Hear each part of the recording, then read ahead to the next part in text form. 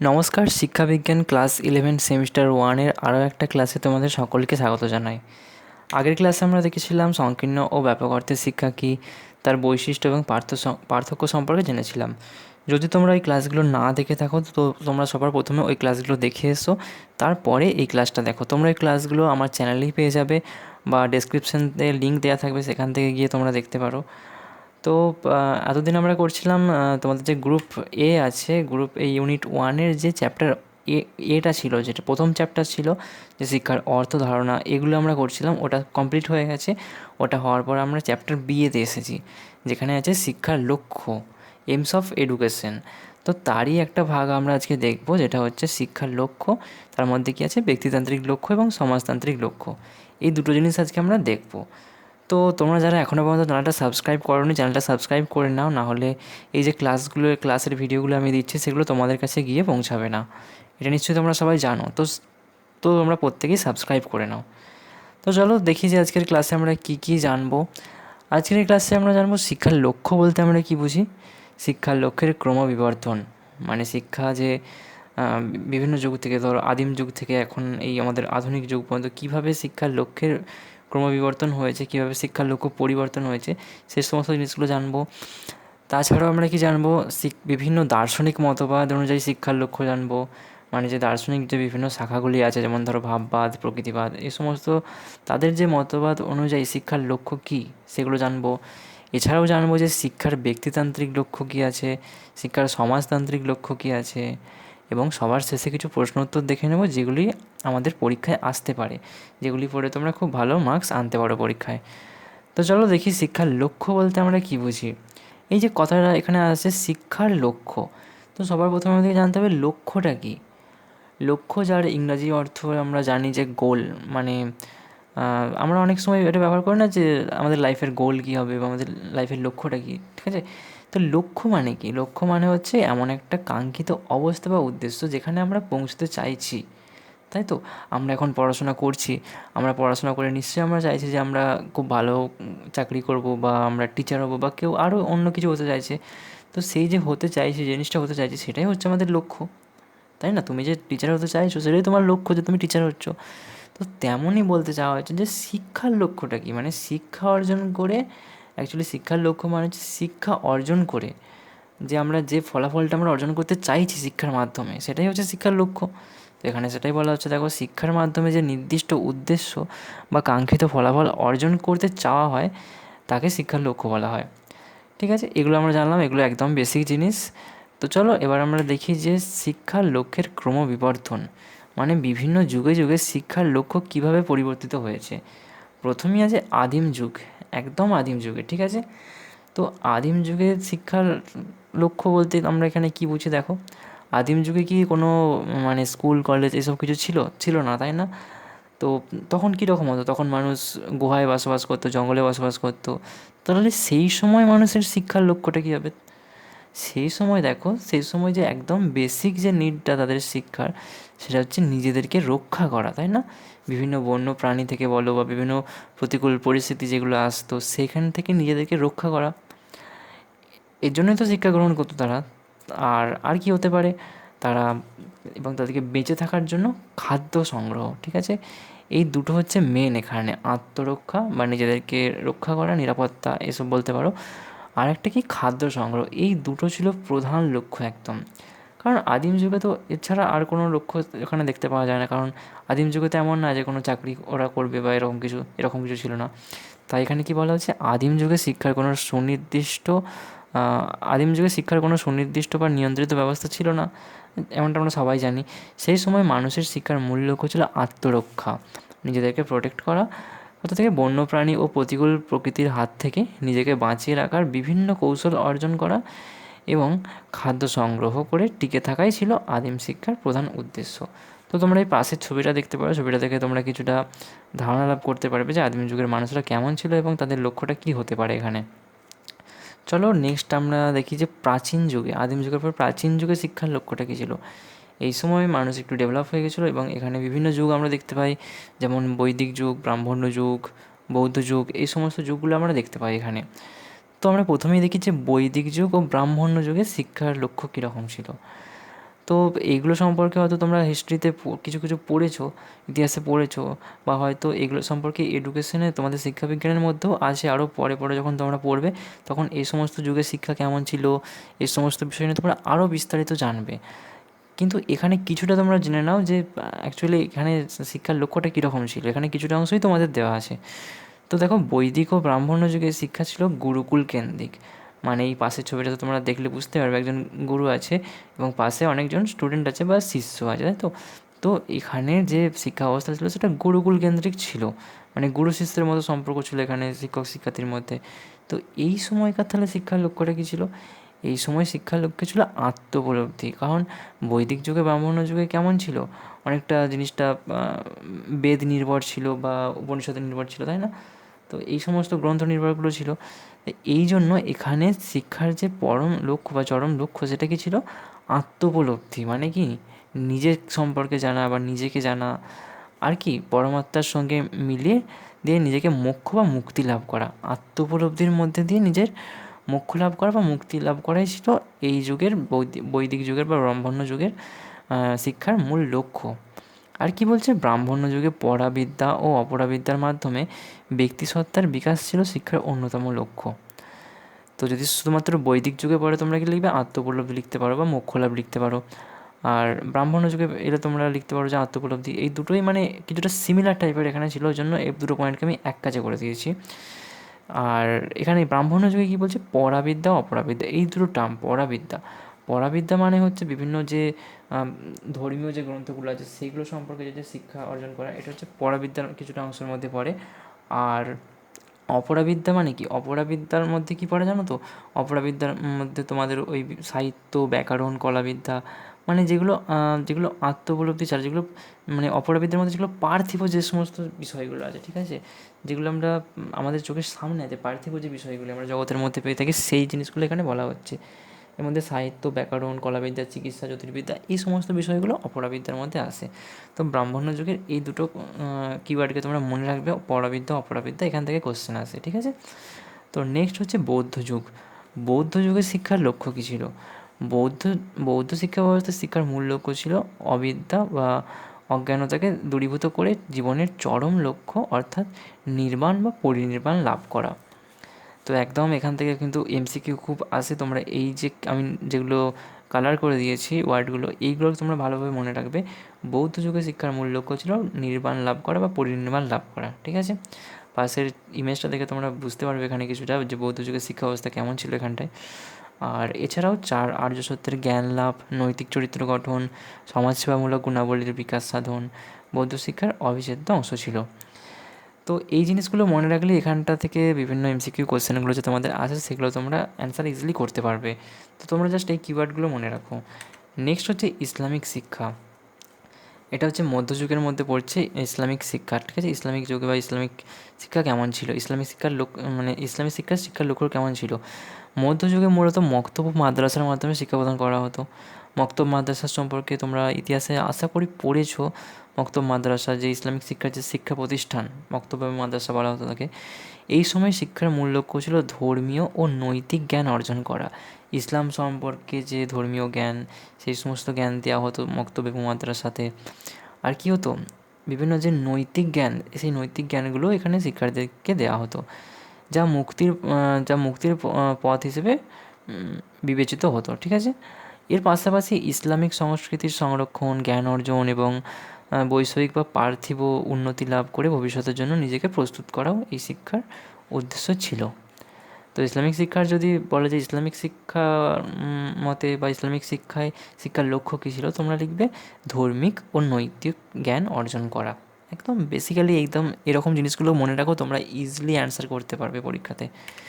Next হচ্ছে আধুনিক যুগে। আধুনিক যুগে মানে আমরা যে যুগটাতে আমরা শিখছি, আমরা যে যুগে পড়াশোনা করছি, আমাদের এই যুগে শিক্ষার লক্ষ্য কী? আমরা যখন শিক্ষার বিভিন্ন সংজ্ঞা পড়েছি বা শিক্ষার অর্থ পড়েছি, তখন আমরা পড়েছি না যে শিক্ষার্থীর সর্বাঙ্গীন বিকাশ করা বা শিক্ষার্থীর সুপ্ত সম্ভাবনাকে বিকাশ করা। তো এই জিনিসটা এখানে বলা হচ্ছে যে আধুনিক যুগে শিক্ষার লক্ষ্য হলো শিক্ষার্থীর সর্বাঙ্গীন বিকাশ, বাস্তব জীবনে সমস্যা সমাধান করা। আধুনিক যুগে শিক্ষার লক্ষ্য অনেক বেশি বিজ্ঞানসম্মত এবং জীবনমুখী, তাই তো? এখন এখন আমরা যেমনটা শিখছি সেটাই আধুনিক যুগের শিক্ষার লক্ষ্য। তো এখানে আরও কি বলা হচ্ছে দেখো, বর্তমান শিক্ষার লক্ষ্যকে মূলত দুটি ভাগে ভাগ করা যায়, ব্যক্তিতান্ত্রিক লক্ষ্য এবং সমাজতান্ত্রিক লক্ষ্য। যেটা সম্পর্কে আমি বললাম যে তোমাদের যে দুটো জিনিস, শিক্ষার যে প্রধান যে দুটো জিনিস বা লক্ষ্য, সে দুটো নিয়ে আমরা আলোচনা করবো। যেটা হচ্ছে, একটা হচ্ছে ব্যক্তিতান্ত্রিক লক্ষ্য, একটা হচ্ছে সমাজতান্ত্রিক লক্ষ্য। এই দুটো নিয়ে আমি পরে আলোচনা করছি। তো নেক্সট আরও কি পয়েন্ট আছে আমি দেখে নিই। এখানে বিভিন্ন যে দার্শনিক শাখাগুলি আছে তাদের মত অনুযায়ী শিক্ষার লক্ষ্য কেমন ছিল। প্রথমেই যে দার্শনিক শাখাটা আমরা দেখতে পাই সেটা হচ্ছে ভাববাদ। তো ভাববাদীদের মতে শিক্ষার ভাববাদীদের প্রধান যে আইডিওলজিটা বা প্রধান যে চিন্তাধারাটা সেটাই ছিল যে একটা আত্ম-উপলব্ধি বলো বা নিজেকে জানা, মনকে জানা, এই সমস্ত বিষয়গুলি ছিল। ঈশ্বরের উপর বিশ্বাস রাখা, এই সমস্ত বিষয়গুলি ছিল। তাহলে এখানে শিক্ষার লক্ষ্য অবভিয়াসলি হবে আত্ম-উপলব্ধি। শিক্ষার প্রধান লক্ষ্য হলো আত্ম-উপলব্ধি বা ব্যক্তির সর্বোচ্চ আধ্যাত্মিক সম্ভাবনার বিকাশ সাধন করা। ভাববাদীদের মতে ভাববাদীরা আত্ম-উপলব্ধির উপর বিশ্বাস করতেন, আধ্যাত্মিক বিভিন্ন বিষয়ের উপর বিশ্বাস করতেন। তো এই জন্য এখানে শিক্ষার প্রধান লক্ষ্য হলো আত্ম-উপলব্ধি করা। শিক্ষাবিদ ফ্রয়েবেল, প্লেটো, স্বামী বিবেকানন্দের মতো ভাববাদীরা মনে করতেন শিক্ষার্থীর অন্তর্নিহিত সত্তার বিকাশ, চিরন্তন মূল্যবোধ যেমন সত্য, শিব ও সুন্দর উপলব্ধি এবং সাংস্কৃতিক ঐতিহ্যের সংরক্ষণ ও হস্তান্তরই হলো শিক্ষার প্রকৃত লক্ষ্য। এই যে তোমরা দার্শনিক যে বিভিন্ন শাখাগুলো তোমরা দেখতে পাচ্ছ, এখানে ভাববাদ আছে, এরপরে প্রকৃতিবাদ আছে, এইগুলো সম্পর্কে তোমাদের ডিটেলসে পড়তে হবে। মানে তোমাদের এই সেমিস্টারেই আছে, তোমাদেরকে ডিটেলসে পড়তে হবে এগুলো। তো এখানে পাশের ছবিটা দেখে তোমরা কিছুটা আইডিয়া নিতে পারো, যেখানে শিক্ষকের ভূমিকা ছিল পথপ্রদর্শকের মতো, জাস্ট গাইড, তাই তো। আর চলো নেক্সট আমরা দেখি কী আছে, প্রকৃতিবাদ। প্রকৃতিবাদীদের মতে শিক্ষার লক্ষ্য কেমন, যে প্রকৃতিবাদীরা মনে করতেন যে শিক্ষার্থীরা হলো একটা সরল এবং পবিত্র, যেমন তারা জন্ম থেকেই সরল এবং পবিত্র, তারা একটা সাদা কাগজের মতো, তাদেরকে স্বাধীনভাবে প্রকৃতির মধ্যে ছেড়ে দিয়ে বা প্রকৃতির মধ্যে তাদেরকে, মানে তাদের তাদের যে স্বাধীন সত্তাটা আছে, তারা যে জন্মগতভাবে সরল এবং পবিত্র হয়ে জন্ম নিয়েছে, তাদেরকে সেভাবেই রেখে এবং প্রকৃতির মধ্যে রেখে তাদের যে প্রকৃতি অনুযায়ী বিকশিত করে তোলাই প্রকৃতিবাদীদের শিক্ষার লক্ষ্য। আর একটু ভালো করে তোমাদের বুঝিয়ে দিই, দেখো এখানে লেখা আছে, শিশুকে তার নিজের প্রকৃতি অনুযায়ী বিকশিত করে তোলাই প্রকৃতিবাদী শিক্ষার লক্ষ্য। একদম এক কথায় শর্টে, শিশুর যেমন প্রকৃতি আছে সেই প্রকৃতি অনুযায়ী তাকে যদি আমরা বিকশিত করতে ছেড়ে দিই, সেটা হচ্ছে প্রকৃতিবাদী শিক্ষার লক্ষ্য। একদম তার যে নিজের প্রকৃতি আছে সেই হিসাবে। আরও কী বলছে, শিশু জন্মগতভাবে সরল ও পবিত্র, তাই সমাজ বা কৃত্রিম পরিবেশের প্রভাব থেকে শিশুকে রক্ষা করে তার স্বতঃস্ফূর্ত ও স্বাভাবিক আত্মবিকাশ নিশ্চিত করাই শিক্ষার লক্ষ্য। একজন শিশু যখন পবিত্রভাবে জন্মগ্রহণ করছে, সরলভাবে জন্মগ্রহণ করছে, সমাজে আসার পরে কী হয়, অনেক রকম খারাপ প্রভাব তার মধ্যে পড়ে। তো এই সমস্ত জিনিসগুলি থেকে তাকে রক্ষা করে তাকে স্বতঃস্ফূর্তভাবে তার বিকাশ ঘটানোটাই হচ্ছে প্রকৃতিবাদীদের মতে শিক্ষার লক্ষ্য। এখানে একজন বিশিষ্ট প্রকৃতিবাদীর নাম বলা যায় রুশো। তিনি কী বলছেন, শিশুর স্বাধীন বিকাশ এবং তার ইন্দ্রিয় ও মানসিক শক্তির উপযুক্ত ব্যবহারই শিক্ষার প্রধান উদ্দেশ্য। এছাড়াও আমরা দেখতে পাই প্রয়োগবাদীদের মতে শিক্ষার লক্ষ্য। প্রয়োগবাদীরা শিক্ষার কোনো পূর্বনির্ধারিত বা চিরস্থায়ী লক্ষ্যে বিশ্বাসী নন। প্রয়োগবাদীরা কী মনে করেন, যে যেটার প্রয়োজনীয়তা আছে সেটাকেই শিক্ষার লক্ষ্য হিসেবে ওনারা এখানে ধরেছেন। কারণ তাদের মতে হচ্ছে সমাজ তো পরিবর্তনশীল, তাই শিক্ষার লক্ষ্যও হচ্ছে পরিবর্তনশীল। এনারা হচ্ছে শিক্ষার লক্ষ্যকে কোনো স্থির লক্ষ্য হিসেবে ধরেননি বা পূর্ব নির্ধারিত কোনো লক্ষ্য হিসেবে বিশ্বাস করতেন না। তাদের মতে কি, তাদের মতে অভিজ্ঞতার সাথে সাথে লক্ষ্য পরিবর্তিত হয়। জন ডিবি, একজন প্রখ্যাত প্রয়োগবাদী জন ডিবি, তার মতে কি, পরিবর্তনশীল পরিবেশের সাথে সার্থক অভিযোজন, বাস্তব জীবনের সমস্যার সমাধান, কৌশল আয়ত্ত করা এবং অভিজ্ঞতার নিরন্তর পুনর্গঠন করাই হলো শিক্ষার মূল লক্ষ্য। মানে সমাজ যেমনভাবে পরিবর্তন হবে, ঠিক সেইভাবেই অভিযোজন করে বা সেখান থেকে অভিজ্ঞতা নিয়ে আমাদের যে অভিজ্ঞতাগুলি আছে বা শিক্ষার লক্ষ্যগুলি আছে সেগুলিকে পুনর্গঠন করা বা শিক্ষার নতুন নতুন লক্ষ্য আমাদের এখানে স্থাপন করা, প্রয়োজনীয়তা অনুযায়ী লক্ষ্য আমাদের স্থাপন করা, তাই তো। নেক্সট হচ্ছে শিক্ষার ব্যক্তিতান্ত্রিক লক্ষ্য। আমরা যেখানে দুটো লক্ষ্য দেখছিলাম, ব্যক্তিতান্ত্রিক আর সমাজতান্ত্রিক, তো সেটাকে একটু ডিটেলসে আমরা এখানে দেখব। শিক্ষার ব্যক্তিতান্ত্রিক লক্ষ্য, ব্যক্তিতান্ত্রিক লক্ষ্য বলতে কী বোঝায়, এটা যে ব্যক্তিকে কেন্দ্র করে যে লক্ষ্যগুলো গড়ে ওঠে সেটাই হচ্ছে ব্যক্তিতান্ত্রিক লক্ষ্য। মানে এখানে ব্যক্তিকে প্রাধান্য দেওয়া হয়। তো এখানে কী বলছে, ব্যক্তিতান্ত্রিক লক্ষ্য বলতে আমরা বুঝি ব্যক্তি জীবনের উন্নয়ন। যখন একজন ব্যক্তির নিজস্ব সামর্থ্য, আগ্রহ, চাহিদা ও প্রবণতার উপর ভিত্তি করে তার পরিপূর্ণ বিকাশ ঘটানো হয়। মানে শিক্ষার্থীর যে চাহিদা, আগ্রহ, প্রবণতা, এই সমস্ত বিষয়ের উপর ভিত্তি করে, মানে শিক্ষার্থীকে বা ব্যক্তিকে এখানে প্রধান বা কেন্দ্রবিন্দু হিসেবে রেখে তার যে পরিপূর্ণ বিকাশ ঘটানো হয় সেটাই হচ্ছে শিক্ষার ব্যক্তিতান্ত্রিক লক্ষ্য। এই মতবাদের মূল কথা হলো শিক্ষা ব্যবস্থা গড়ে উঠবে সম্পূর্ণভাবে ব্যক্তিকে কেন্দ্র করে, যেমনটা বললাম আমি তোমাদেরকে। তাহলে এই যে ব্যক্তিতান্ত্রিক লক্ষ্যের যে মতবাদটা আছে, এখানে কারা কারা সমর্থন জানিয়েছেন, এখানে দেখো রুশো আছেন, ফ্রয়েবেল আছেন, পেসলাস্কি, Kant, personal, Aristotle, Montessori, Swami Vivekananda, এই সমস্ত প্রমুখ ব্যক্তির নাম আমরা এখানে দেখতে পাই। তাহলে ব্যক্তিতান্ত্রিক লক্ষ্যের বৈশিষ্ট্য যদি আমরা বলতে চাই, কী কী আমরা বলতে পারবো? সুপ্ত সম্ভাবনার বিকাশ ঘটানো, শিক্ষার্থীকে, যেহেতু শিক্ষার্থী এখানে প্রধান চরিত্র বা কেন্দ্রবিন্দুতে আছে, তাই শিক্ষার্থীর মধ্যে যে সুপ্ত সম্ভাবনাগুলি আছে সেগুলিকে বের করে আনাই হলো শিক্ষার কাজ ব্যক্তিতান্ত্রিক মানে লক্ষ্যের বৈশিষ্ট্য অনুযায়ী। আর কি আছে? পরিপূর্ণ ব্যক্তিত্বের বিকাশ। একজন ব্যক্তি সমাজের অন্য মানুষের কাছ থেকে নিজেকে কীভাবে উপস্থাপন করছে সেটাই তার ব্যক্তিত্ব। শিক্ষার্থীকে পরিপূর্ণ ব্যক্তিত্ব সম্পন্ন করে তোলাই এই শিক্ষার প্রধান লক্ষ্য। ঠিক আছে? মানে শিক্ষার্থীর যে ব্যক্তিত্ব আছে সেটাকে পরিপূর্ণভাবে বিকাশ করতে হবে। নেক্সট হচ্ছে আত্ম উপলব্ধি এবং আত্মপ্রকাশ। নিজেকে চেনা, উপলব্ধি করা, নিজের গুণাবলী অন্যের সামনে সুন্দরভাবে প্রকাশ করতে শেখা। তাই তো, এটাই হচ্ছে ব্যক্তিতান্ত্রিক লক্ষ্যের বৈশিষ্ট্য। যখন ব্যক্তির উপর প্রাধান্য দেওয়া হবে, ব্যক্তিকে কেন্দ্রবিন্দুতে রাখা হবে, তখন ব্যক্তি কীভাবে আত্ম উপলব্ধি করছে, আত্মপ্রকাশ করছে, এই সমস্ত জিনিসগুলো তাকে শেখানো হবে। সৃজনশীলতার বিকাশ। প্রতিটি শিশুর মধ্যে যে নিজস্ব সৃজনশীল ক্ষমতা আছে তার বিকাশ সাধন করা ব্যক্তিতান্ত্রিক যে লক্ষ্য আছে শিক্ষার, তার বৈশিষ্ট্য অন্যতম। নেক্সট আমরা দেখব শিক্ষার সমাজতান্ত্রিক লক্ষ্য। সমাজ বলতে আমরা শুধু মানুষ নয়, চারপাশের পরিবেশ নিয়ে গড়ে ওঠা এক বৃহত্তর ব্যবস্থাকে বুঝি। তাই তো, শিক্ষার সমাজতান্ত্রিক লক্ষ্যতে কী প্রধানত বলা হচ্ছে, যে শিক্ষা ব্যবস্থা গড়ে উঠবে সমাজকে কেন্দ্র করে। মানে এখানে আগেরটায় যেমন ব্যক্তিতান্ত্রিক লক্ষ্যই কেমন হচ্ছিলো, যে ব্যক্তিকে প্রাধান্য দেওয়া ছিল, ব্যক্তিই কেন্দ্রবিন্দু হচ্ছিল, ব্যক্তিকে কেন্দ্র করে সমস্ত জিনিসগুলো গঠন করা হয়েছিল। কিন্তু সমাজতান্ত্রিক লক্ষ্যতে কী বলা হচ্ছে, সমাজকে কেন্দ্র করে বিভিন্ন রকম শিক্ষার পাঠ্যক্রম বা এই সমস্ত জিনিসগুলো গঠন করা হবে। তাই এখানে কী বলা হচ্ছে, ব্যক্তি ছাড়া যেমন সমাজের কোনো অস্তিত্ব নেই, তেমন সমাজ ছাড়াও ব্যক্তি বাঁচতে পারে না। তাই একদল শিক্ষাবিদ মনে করেন সমাজকে কেন্দ্র করেই শিক্ষার লক্ষ্য নির্ধারিত হওয়া উচিত। সমাজতান্ত্রিক লক্ষ্যের প্রধান প্রবক্তারা হলেন জন ডিবি, রস, রবীন্দ্রনাথ ঠাকুর, হারবার্ট স্পেন্সার, এই সমস্ত প্রমুখ ব্যক্তিরা। নেক্সট আমরা দেখব যে শিক্ষার সমাজতান্ত্রিক লক্ষ্যের বৈশিষ্ট্যগুলি কী কী আছে। সামাজিকীকরণ আছে অবশ্যই, কারণ যেহেতু শিক্ষাকে সমাজতান্ত্রিক যে ব্যাপার, একটা প্রক্রিয়া বলে বলা হচ্ছে, সেই জন্য এই প্রক্রিয়ার মধ্যে দিয়ে একটি শিশু ক্রমশ সামাজিক জীবে রূপান্তরিত হবে। মানে যদি সমাজতান্ত্রিকভাবে আমরা শিক্ষা গ্রহণ করি, সেখানে কী হবে, মানুষ মানে একজন শিক্ষার্থী কী হবে, সামাজিক জীবরূপে পরিণত হবে। এই যে প্রক্রিয়াটা, এটাকেই সামাজিকীকরণ বলা হয়। শিক্ষার্থীকে সমাজের একজন যোগ্য সদস্য হিসেবে গড়ে তোলাই এর লক্ষ্য। নেক্সট হচ্ছে শান্তি, ন্যায় ও নিরাপত্তা রক্ষা। সমাজে বসবাস করতে গেলে আমাদের কিছু রীতিনীতি ও নিয়মকানুন মেনে চলতে হয়, যার মাধ্যমে সমাজের শান্তি ও নিরাপত্তা বজায় থাকে। তো যখন সমাজতান্ত্রিক লক্ষ্যকে কেন্দ্র করে আমাদের শিক্ষার লক্ষ্য গঠন হবে, তখন এই সমস্ত বিষয়গুলিও কিন্তু আসবে। নেক্সট হচ্ছে জনশিক্ষার প্রসার। সমাজের প্রতিটি ব্যক্তি যাতে শিক্ষার সমান অধিকার পায় তার ব্যবস্থা করা। যখন আমরা সমাজকে কেন্দ্র করে যখন শিক্ষার লক্ষ্য গড়ে তুলব বা শিক্ষার পাঠ্যক্রম গড়ে তুলব, তখন কী হবে, সমাজ যাতে প্রত্যেকটা ব্যক্তি, মানে জাতি, ধর্ম, বর্ণ নির্বিশেষে প্রত্যেক ব্যক্তি যাতে শিক্ষার সুযোগ পায়, সেদিকে আমাদের এখানে লক্ষ্য দিতে হবে বা তার ব্যবস্থা এখানে করা হবে। চলো এরপর আমরা কিছু গুরুত্বপূর্ণ প্রশ্ন উত্তর দেখে নিই। যেমন প্রথম প্রশ্ন হচ্ছে, ব্যক্তিতান্ত্রিক শিক্ষার প্রধান লক্ষ্য কী? বলো, এটা খুব ইজি কোশ্চেন, আর এই কোশ্চেনগুলো হচ্ছে পরীক্ষায় আসছে, মানে বিভিন্ন স্কুলে এসেছে, সেখান থেকে কালেক্ট করে আমি এখানে তোমাদের সামনে রেখেছি। ব্যক্তিতান্ত্রিক শিক্ষার প্রধান লক্ষ্য কী? ব্যক্তিতান্ত্রিক শিক্ষার প্রধান লক্ষ্য সমাজের কল্যাণ, ব্যক্তির কল্যাণ, ব্যক্তি ও সমাজ উভয়ের কল্যাণ, কোনোটিই নয়। তো যেহেতু এখানে ব্যক্তি কিওয়ার্ডটা আছে, তো আমরা এখান থেকে ব্যক্তিটাই সিলেক্ট করবো, যে ব্যক্তির কল্যাণ। ঠিক আছে, অবশ্যই এখানে ব্যক্তির কল্যাণটা হচ্ছে সঠিক উত্তর। নেক্সট হচ্ছে সমাজতান্ত্রিক শিক্ষার প্রধান লক্ষ্য কী? তো যেমন ব্যক্তিতান্ত্রিক শিক্ষার প্রধান লক্ষ্য ব্যক্তির কল্যাণ, তো তেমনই সমাজতান্ত্রিক শিক্ষার প্রধান লক্ষ্য সমাজের কল্যাণ।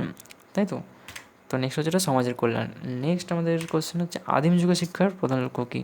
তো আমরা যেমনটা দেখলাম, আদিম যুগের শিক্ষার প্রধান লক্ষ্য চাকরি করা একদমই নয়, কারণ তখন তো স্কুল কলেজ বলো বা বিভিন্ন কোনো প্রতিষ্ঠান বা কোথায়, মানে শিক্ষার কোনো শিক্ষার কোনো প্রাতিষ্ঠানিক ব্যাপার ছিল না, তাই এখানে চাকরি করাটা এখানে হচ্ছে না। খাদ্য সংগ্রহ, নিরাপত্তার কৌশল রপ্ত করা, আত্ম উপলব্ধি, কোনোটাই নয়। তো এখানে আদিম যুগ যেহেতু বলেছে, এখানে খাদ্য সংগ্রহ ও নিরাপত্তা রক্ষার নিরাপত্তার যে কৌশল, সেটাকে রপ্ত করাটাই হচ্ছে এখানে আদিম যুগের শিক্ষার লক্ষ্য। নেক্সট হচ্ছে বৈদিক যুগের শিক্ষার লক্ষ্য কী? বৈদিক যুগের শিক্ষার লক্ষ্য মোক্ষ লাভ, খাদ্য সংগ্রহ, নিরাপত্তার কৌশল রপ্ত করা, আত্ম উপলব্ধি, বৌদ্ধিক জ্ঞান লাভ। বৈদিক যুগে হচ্ছে আমরা দেখেছিলাম বৈদিক আর ব্রাহ্মণ যুগ আমরা একসাথে পড়ছিলাম, তো ওখানে কী ছিল, মোক্ষ লাভ। বৈদিক যুগে শিক্ষার লক্ষ্য হচ্ছে মোক্ষ লাভ। নেক্সট হচ্ছে, নিম্নলিখিত কোন চিন্তাবিদ ব্যক্তিতান্ত্রিক মতবাদে বিশ্বাসী? Russo, Hegel, বাগলে, রেমেন্ড। ব্যক্তিতান্ত্রিক মানে ব্যক্তিকে প্রাধান্য দিয়েছেন কোন চিন্তাবিদ? এখানে হচ্ছে রুশো আমাদের কারেক্ট অ্যান্সার। তো এই কটাই ছিল কোশ্চেন আজকের। তো এই যে ক্লাসটা তোমরা করলে এর পিডিএফ তোমরা টেলিগ্রাম চ্যানেলে পেয়ে যাবে। তো নিচে টেলিগ্রাম চ্যানেলের লিঙ্ক দেওয়া আছে, সেখান থেকে জয়েন করে তোমরা এই পিডিএফটা পেয়ে যেতে পারো, নোটটা। এবং তোমরা সম্পূর্ণ নিজেদের মতোই, আমি যেমনটা করেছি এরকমটাই না, তোমরা নিজেদের মতো করে নোট বানিয়ে পরে সেটাকে রিভাইজ করতে পারো। তো আজকের ক্লাসে এইটুকুই ছিল। যদি তোমরা ক্লাসে নতুন হয়ে থাকো, চ্যানেলে নতুন হয়ে থাকো, তো চ্যানেলটাকে সাবস্ক্রাইব করে নাও, যাতে করে কী হবে, পরবর্তী ক্লাসের ভিডিওগুলো তোমাদের কাছে আগে পৌঁছে যাবে। আর আজকের ক্লাসের জন্য এইটুকুই ছিল, আজকের ভিডিওতে এইটুকুই ছিল। দেখা হচ্ছে পরের ক্লাসে।